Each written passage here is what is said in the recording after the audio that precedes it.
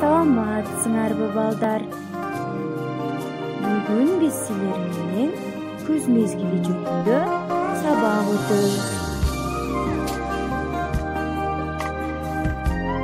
Сабакты баштап алуудан мурда баарыбыз жыйнайып, жагымдуу маанай түзүп алабыз, балдар?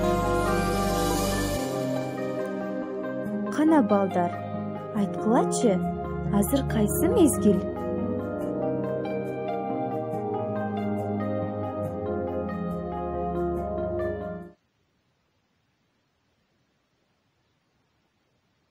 Азаматсыңар акылдууларым. Азыр күз мезгили. Биз күз мезгилин түшүү мезгили деп атайбыз. Жаз жарыш, күз күрөш демекчи, жазында эккен түшүмүбүздү күз мезгилинде жыйнап алабыз.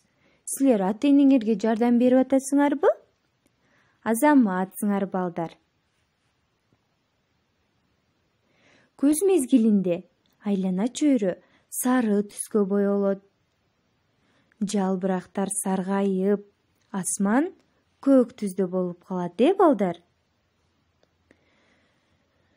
Күз мезгилинде аба ырайы кезгийин өзгөрөт. Суук түшүп, канаттуулар жылуу жактарга учушат. Күз мезгилине кайсы айлар кирчү эле, балдар? Азаматсыңар. Сентябрь, октябрь, ноябрь айлары кирет, балдар? Күз мезгилинде суук түшүп, жамгыр жаап, кез-кезде кар жаайт, балдар? Күз мезгили эң эле мезгилдердин кооз мезгили болуп эсептелинет. Анда балдар, бүгүнкү сабагыбыз ушуну менен аяктады. Саламатта калгыла балдар.